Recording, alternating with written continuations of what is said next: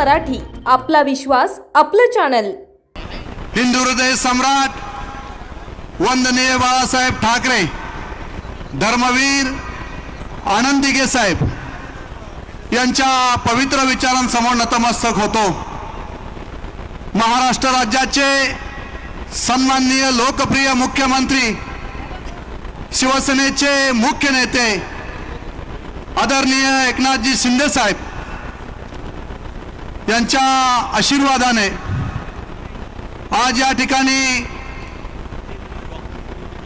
जो लोकार्पण सोहळा या ठिकाणी संपन्न होत आहे आणि या सोहळ्याला उपस्थित असणारे आपल्या साऱ्यांना मार्गदर्शन करणारे सन्माननीय महाराष्ट्र राज्याचे मुख्यमंत्री एकनाथजी शिंदे साहेबांचं सर्वप्रथम या ठिकाणी स्वागत करतो.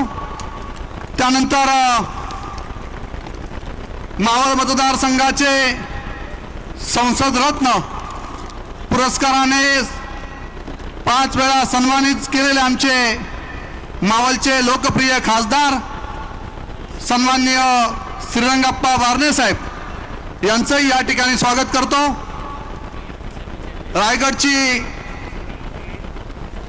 तोप म्हणून ज्यांच्याकडे संपूर्ण महाराष्ट्र पाहतो ते आमचे विधानसभेतील सदस्य आणि माझे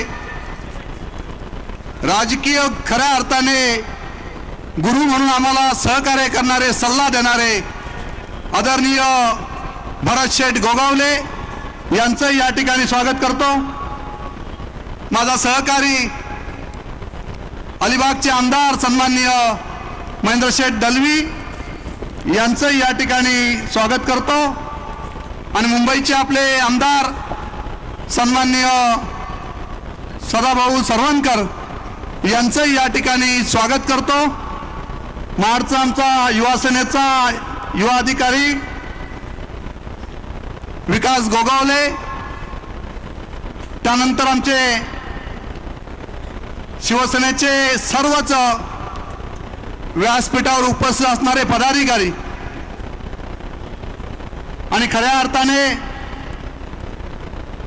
वारकरी संप्रदायाला या मतदारसंघातून ते पंढरपूर आळंदीपर्यंत सांप्रदायिक वारसा देणारे आमचे गुरुवर्य राणे महाराज असतील, गुरुवर्य रामदास महाराज, गुरुवर्य जाधव महाराज, गुरुवर्य लांबे महाराज, गुरुवर्य मांडे महाराज, गुरुवर्य देशमुख महाराज, गुरुवर्य वारकरी संप्रदायाचे सर्व संत सज्जन मंडळी, आरपीआयचे माझे दोन्ही सहकारी या ठिकाणी राहुलजी डाळिंबकर आणि त्यानंतर आरपीआयचे जिल्हा अध्यक्ष असणारा माझा सहकारी मित्र नरेंद्रजी गायकवाड आणि बीजेपीचे सगळे माझे सहकारी आणि या ठिकाणी मोठ्या संख्येने उपस्थित असणारे माझे सर्व शिवसैनिक, सर्व श्री सदस्य आणि तमाम वारकरी संप्रदायांना मी मनापासून या ठिकाणी मानाचा जय महाराष्ट्र या ठिकाणी घालतो.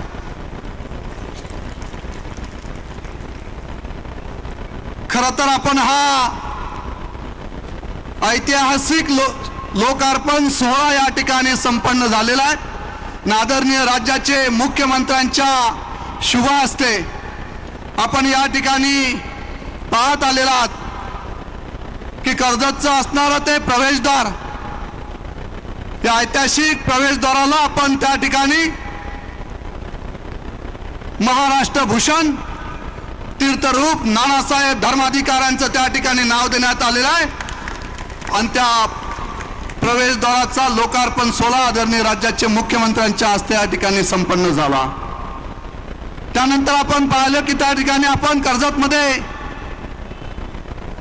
प्रति पंढरपूर आणि आळंदी हे दोन्ही तीर्थक्षेत्र आपण त्या ठिकाणी एकत्रपणे संगम करण्याचा प्रयत्न केला.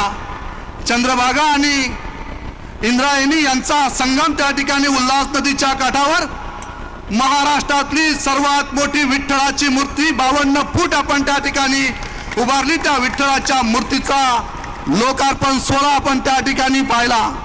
त्यानंतर रायगड ही खऱ्या अर्थाने छत्रपती शिवाजी महाराज यांच्या पदस्पर्शाने पावन झालेली ही भूमी,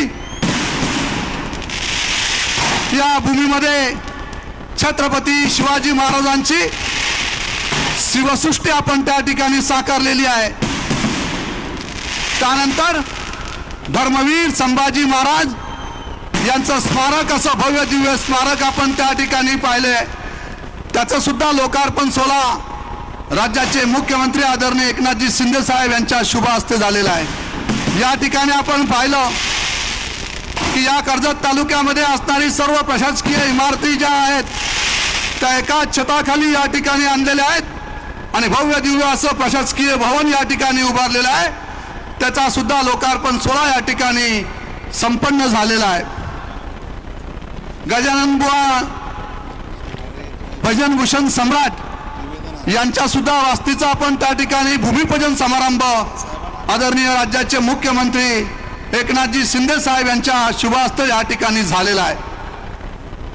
आपण सर्वजण मोठ्या प्रमाणात या ठिकाणी उपस्थित राहिलेले आहेत. सर्व वारकरी संप्रदाय असेल, श्री सदस्य असतील आणि माझा खऱ्या अर्थाने उपस्थित असणारा शिवसेनेचा कडवट शिवसैनिक आणि युवासेनेचे माझे सगळे शिलेदार आपण मोठ्या संख्येने आपण या ठिकाणी उपस्थित राहिलेला आहेत.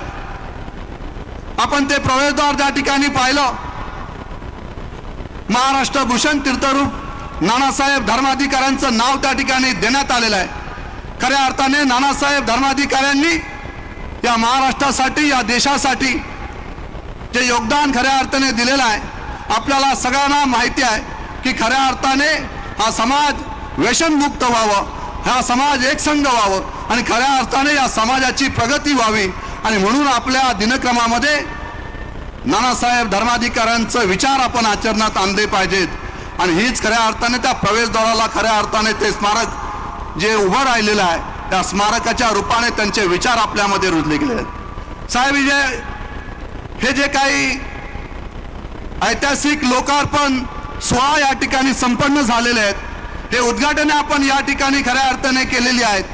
मी या ठिकाणी साहेब ही उद्घाटने म्हणणार नाही, तर खऱ्या अर्थाने साहेब हा विचारांचा वारसा आहे आणि हा वारसा आम्हाला पुढच्या पिढीपर्यंत साहेब आम्हाला या ठिकाणी भविष्याच्या असणाऱ्या आमच्या युवा पिढीला आम्हाला या ठिकाणी द्यायचा आहे. आणि म्हणून महाराष्ट्र ही संतांची भूमी आहे, महाराष्ट्र ही संस्कृती चालवणारी भूमी आहे आणि या भूमीतून खऱ्या अर्थाने हे विचार आपल्याला साता समुद्रा पलीकडे घेऊन जायचंय. आणि म्हणून आज मोठ्या प्रमाणात या ठिकाणी आपण पाहिलं की वारकरी संप्रदाय मोठ्या प्रमाणात या ठिकाणी उतरलेला आहे आणि वारकरी संप्रदायाच्या माध्यमातून भव्य दिव्य अशी विठ्ठलाची मूर्ती आपण या ठिकाणी साकारलेली आहे आणि या विठ्ठलाच्या मूर्तीमधूनच आपण खऱ्या अर्थाने प्रति पंढरपूर प्रति आळंदी हे माझ्या वारकरी बांधवांनी या सगळ्या संतांनी दिलेलं जे योगदान आहे हे योगदान आपल्याला कदापि या ठिकाणी विसरता येणार नाही. आणि म्हणून आज या ठिकाणी मोठ्या प्रमाणात आपण सारेजण या ऐतिहासिक वास्तूचं लोकार्पण सोहळा संपन्न होत असताना आपण या ठिकाणी उपस्थित राहिलेला आहे. छत्रपती शिवाजी महाराजांनी दिलेलं योगदान हे तुम्हाला साऱ्यांनाच कदापि विसरता येणार नाही. आणि म्हणून रामदास स्वामींनी दासबोधामध्ये असं म्हटलेलं आहे, या भूमंडलाचे ठाई धर्मरक्षी ऐसा नाही, महाराष्ट्र धर्म हिंदू धर्म राहिला काही तुम्हा कारणे. या महाराष्ट्रामध्ये हिंदू धर्म राहिला असेल तो फक्त आणि फक्त छत्रपती शिवाजी महाराजांमुळे शिल्लक राहिलेला आहे. आणि या शिवाजी महाराजांचे मावले म्हणून आम्ही सारेजण या ठिकाणी उभे आहोत आणि म्हणून आपण हे सारेजण मोठ्या संख्येने या ठिकाणी उपस्थित आहात. आज मला या ठिकाणी ही उपस्थिती पाहून आपण त्या ठिकाणी पाहिलं तर सोहळा हा ऐतिहासिक आहे. साहेबांची पडलेला शाबासकीची थाप हीच माझी खऱ्या अर्थाने 4 वर्षामध्ये जी विकास कामे या मतदारसंघामध्ये आम्ही केलेली आहेत त्याचं खऱ्या अर्थाने साहेबांनी दिलेली शाबासकी हेच आमचं खऱ्या अर्थाने पारितोषिक आहे. मित्रांनो, या 4 वर्षामध्ये अनेक ऐतिहासिक कामे या मतदारसंघामध्ये आतापर्यंत आपण या ठिकाणी केलेली आहेत. जवळजवळ साहेब 4 वर्षामध्ये 800 कोटी रुपयाचा निधी या मतदारसंघामध्ये आतापर्यंत आपण आणलेला आहे. आणि आज या ठिकाणी जे ऐतिहासिक लोकार्पण सोहळा संपन्न होत आहे, जी भूमिपूजन या ठिकाणी झालेले आहेत, जवळजवळ बरेचसे 272 कोटी रुपयाचे निधी आपण या ठिकाणी आज लोकार्पण सोहळा या ठिकाणी संपन्न होत आहे. त्याचं भूमिपूजन आज या ठिकाणी त्या झालेलं आहे. आणि म्हणून आज आपण या ठिकाणी सारेजण मोठ्या संख्येने आपण या ठिकाणी उपस्थित आहात. साहेब आज खऱ्या अर्थाने या ठिकाणी आलेले आहेत. मला बरंच काही बोलायचं आहे, परंतु साहेबांना दिल्लीवरून फोन चालू आहे आणि त्यांना मुंबई येथे अर्जंट त्या ठिकाणी जायचं आहे. परंतु साहेब, या मतदारसंघाची परिस्थिती आपल्या समोर मांडतोय. या मतदारसंघाने आतापर्यंत खूप सोसलेला आहे. हा मतदारसंघ वंदनीय बाळासाहेबांच्या विचाराने प्रेरित झालेला हा मतदारसंघ आहे आणि या मतदारसंघाचा आमदार म्हणून मी आपल्या समोर उभा आहे. आपण दिलेला वेळोवेळी आशीर्वाद, आपण दिलेलं सहकार्य या माध्यमातून सातत्याने मी आपल्याबरोबर ठामपणे उभा आहे. मी या ठिकाणी साहेब 5 मिनिटं थोडी आपली जास्त घेतोय, परंतु मला क्षमा असावी. मी या ठिकाणी मित्रांनो आवर्जून तुम्हाला या ठिकाणी सांगेल की एक किस्सा साहेबांबद्दल मी या ठिकाणी नक्कीच आपल्याला 2 मिनिटं सांगणार आहे. साहेब, 20 जूनचा तो दिवस होता. त्या दिवशी आम्ही विधान भवनमध्ये विधान परिषदेचं मतदान केलं आणि विधान भवनच्या बाहेर उभे राहिलो. साहेब माझ्या समोर उभे होते. साहेबांनी मला सांगितलं आम्हाला की चला आपल्याला जायचंय. कुठे जायचंय हे माहीत नव्हतं, परंतु साहेबांचा आदेश हा शेवटचा आदेश होता आणि आम्ही तात्काळ रायगडचे 3ही आमदार गाडीमध्ये बसून निघालो. बघता बघता आम्ही सुरतला पोहोचलो. सुरतला पोहोचल्यानंतर त्या ठिकाणी 5 आमदार आम्ही त्या ठिकाणी उपस्थित होतो. साहेब आमच्या समोर अगोदर पोहोचलेले होते. साहेब तिथे उपस्थित होते. साहेबांचा तो चेहरा पाहिला. साहेब थोडेसे नाराज दिसले, दुःखी दिसले. एवढं मोठं शिवधनुष्य पेळायचं होतं मित्रांनो. दुःख तर साहजिक असणारच. वंदनीय बाळासाहेबांच्या चरणी कायमस्वरूपी आपलं संपूर्ण आयुष्य वेचलेलं हा नेतृत्व त्यावेळेस ते दुःखी पाहिलं आणि माझ्यातला कडवट शिवसैनिक जागा झाला. मी साहेबांच्या समोर आलो. साहेबांना म्हटलं, साहेब तुम्ही दुःखी दिसताय, तुम्ही टेन्शन घेऊ नका. आम्ही कायमस्वरूपी तुमच्याबरोबर ठामपणे उभे आहेत. आमचे परतीचे दोर कापले गेलेले आहेत.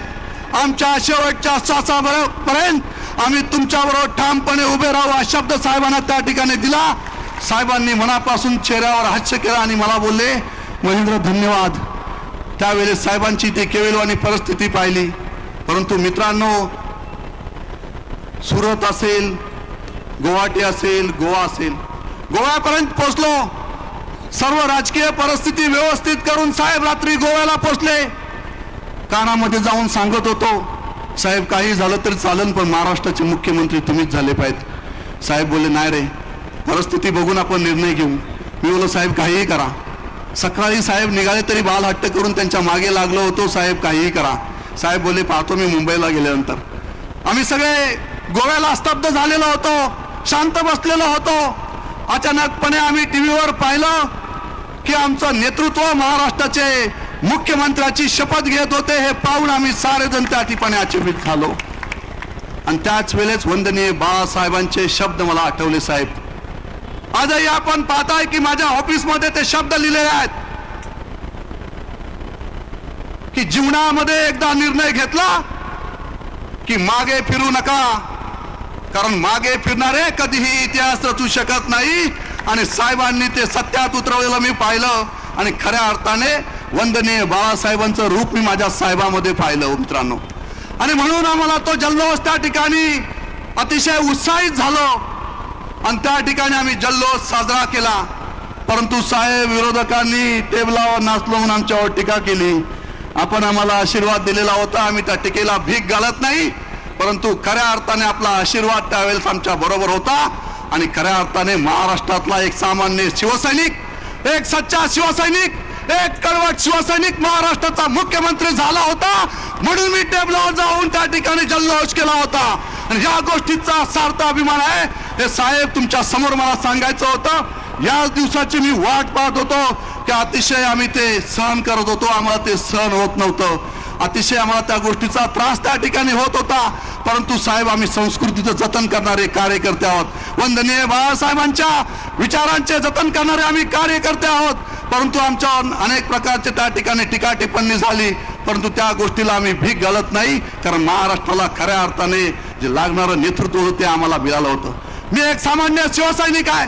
मी एका शेतकऱ्याचा मुलगा आहे. माझे वडील खासदार आमदार कोणी नाही साहेब. राजकीय काही पार्श्वभूमी नसताना साहेब या मतदारसंघाच्या जनतेने मला या मतदारसंघाचा आमदार म्हणून निवडून दिलेला होता. आज खऱ्या अर्थाने ते पारणे साहेब आज माझ्या डोळ्यासकट, माझ्या वडील या ठिकाणी उपस्थित आहेत, माझे आई वडील साहेब मालकरी आहेत. त्या सगळ्यांच्या साक्षीने राणे महाराजांचा आशीर्वाद घेतला साहेब. 2019ला मी विधानसभेच्या निवडणुकीला सामोरे गेलो. या वारकरी संप्रदायाच्या उपस्थित असणाऱ्या रामदास महाराज असतील, जाधव महाराज असतील, या सगळ्यांचा आशीर्वाद घेतला साहेब. आणि संपूर्ण वारकरी संप्रदाय रस्त्यावर उतरून आमदार महेंद्र थोरवेला आमदार करण्यासाठी रस्त्यावर उतरला. आज प्रति पंढरपूर आळंदी या ठिकाणी साकारली गेली. यापेक्षा भाग्य कायम साहेब आमचं. हीच आमची खऱ्या अर्थाने पुण्याई आहे. तुम्ही दिलेला आशीर्वाद, तुमचा असणारा सहकार्य आम्ही आयुष्यभर विसरणार नाही साहेब. आणि म्हणून साहेब जाता जाता आपल्याला जायचंय. आम्हाला बरंच काही या ठिकाणी बोलायचं होतं, परंतु नेक्स्ट टाइम नक्कीच आपल्याकडून जास्त वेळ साहेब आम्ही घेऊ. परंतु आम्हाला जाता जाता नक्कीच साहेब या ठिकाणी मी सांगेल की जी या मतदारसंघामध्ये आता 800 कोटी रुपयाचा निधी तर आपण दिलेला आहे. आम्ही आता काय मागणार आपल्याकडे, परंतु साहेब जे प्रश्न या ठिकाणी प्रलंबित आहेत, या प्रश्नांना वाचा फोडण्यासाठी आपल्याला सांगतो साहेब. या कर्जत, खालापूर असेल आहे, संपूर्ण रायगड जिल्ह्यातून साहेब पेन अर्बन बँकेचा फार मोठा प्रश्न साहेब आहे. आणि साहेब आपण मंत्रालयामध्ये पेन अर्बन बँकेची आपण बैठक घेतली आणि या बैठकीमध्ये आपण सूचना सुद्धा केलेल्या आहेत. परंतु साहेब सरकार म्हणून आतापर्यंत आपण अनेक ऐतिहासिक निर्णय घेतलेले आहेत. इथे बसलेल्या सगळ्यांच्या भावनांचा तो प्रश्न आहे साहेब. पेन अर्बन बँकेचा ईडीचा हस्तक्षेप बाजूला करा आणि ज्या संचालक मंडळाच्या प्रॉपर्ट्या ज्या आहेत त्या प्रॉपर्टीचा शासनाने लिलाव करावा. काही प्रॉपर्ट्या सिडको असेल त्या सिडकोच्या ताब्यात द्याव्या आणि हे पैसे उभे करून माझ्या शेतकरी बांधवांना आणि माझ्या पेन अर्बन बँकेच्या खातेदारांच्या खात्यामध्ये पैसे आपण द्यावेत. शासनाने याची भूमिका आपण साहेब त्या ठिकाणी घ्यावी. आणि साहेब खऱ्या अर्थाने कर्जत शहरामध्ये आपण या ठिकाणी आलेले आहेत. 1995ला युती सरकार साहेब या ठिकाणी आलं, त्यावेळेस साहेब ही वॉटर स्कीम आम्ही या ठिकाणी उभारलेली आहे. आज वाढतं शहरीकरण लक्षात घेता साहेब या ठिकाणी कर्जतच्या वॉटर स्कीमला साहेब टेक्निकल सँक्शन या ठिकाणी मिळालेलं आहे. 54 कोटीची साहेब ही वॉटर स्कीम आहे. या वॉटर स्कीमला आपण राज्य शासनाच्या माध्यमातून मंजुरी द्यावी.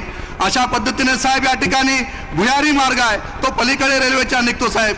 या भुयारी मार्गाला आपण प्रशासकीय मंजुरी साहेब त्या ठिकाणी दिलेली आहे. या भुयारी मार्गाला कैलासवासी अनंत काका जोशींचं नाव आम्ही त्या ठिकाणी देणार आहोत. त्याचं सुद्धा आपण त्या ठिकाणी साहेब आम्हाला निधी उपलब्ध करून द्यावा. डॉक्टर बाबासाहेब आंबेडकरांचं भवन साहेब आतापर्यंत जी ऐतिहासिक कामे या ठिकाणी झालेली आहेत, आमची साऱ्यांची आंबेडकर चळवळीच्या माझ्या सगळ्या सहकाऱ्यांची सगळ्यांचीच आपल्याला या ठिकाणी विनंती आहे. 5 कोटी रुपयाचा निधी आम्हाला तुम्ही आंबेडकर भवनसाठी साहेब त्या ठिकाणी उपलब्ध करून द्या. भव्य दिव्य स्मारक आम्ही आंबेडकर भवन या ठिकाणी साहेब आम्ही साकारणार आहोत, जेणेकरून ती सुद्धा वास्तू या कर्जतकरांना, संपूर्ण महाराष्ट्राला, संपूर्ण रायगड जिल्ह्याला एक ऐतिहासिक वास्तूच्या रूपाने आपल्याला त्या ठिकाणी साहेब पाहता येईल. अशाच पद्धतीने साहेब या मतदारसंघामध्ये कोयना बांधवांचे जवळजवळ 22 गावे साहेब या ठिकाणी आहेत आणि संपूर्ण रायगड जिल्ह्यामध्ये साहेब जवळजवळ 35 गावे या ठिकाणी कोयना समाजाची साहेब त्या ठिकाणी आहेत. आणि माझ्या मतदारसंघामध्ये 22 गाव आहेत. कोयनेचे प्रश्न साहेब आतापर्यंत सुटलेले नाहीत. आपण सुद्धा कोयना प्रकल्पग्रस्त साहेब त्या ठिकाणी आहात. आपण साताऱ्याचे साहेब त्या ठिकाणचे, त्या मातीतले, त्या भूमीतले आपण त्या ठिकाणी आहेत. सगळे आपले त्या ठिकाणचे बांधव या ठिकाणी वास्तव्यास आलेले आहेत. त्यांचे सुद्धा साहेब जे प्रश्न आहेत ते सुद्धा आपण लवकरात लवकर या ठिकाणी मार्गी लावावे. साहेब खऱ्या अर्थाने हे जे काही प्रश्न आहेत हे सगळे प्रश्न आपल्या माध्यमातून सुटलेच मला पूर्णपणे आत्मविश्वास आहे. मित्रांनो, आजपर्यंत या मतदारसंघासाठी 800 कोटी रुपयाचा निधी आणत असताना ज्या ज्या वेळेस साहेबांसमोर गेलो, कधीही साहेबांनी माझ्याकडे पाहिलं नाही. पहिलं माझ्या पत्रावर सही करण्याचं काम साहेब करत असतात. कधीही मला कोणत्या गोष्टीची कमतरता आतापर्यंत माझ्या साहेबांनी या ठिकाणी करून दिलेलं नाही. आणि म्हणून असं नेतृत्व लाभणं हे सुद्धा आम्हा सगळ्यांचं भाग्य आहे. आणि म्हणून मी या ठिकाणी सांगेल किंवा सगळ्या माझ्या उपस्थित सगळ्या शिवसैनिकांना आणि सगळ्या कर्जतच्या जनतेला सांगेल का फक्त कुटुंब प्रमुख बोलून होत नाही. घरात बसून कुटुंब प्रमुख होत नसतो मित्रांनो, परंतु खऱ्या अर्थाने हे नेतृत्व 1.25 वर्षामध्ये महाराष्ट्रातील प्रत्येक कुटुंबामध्ये जाऊन जनतेची नाल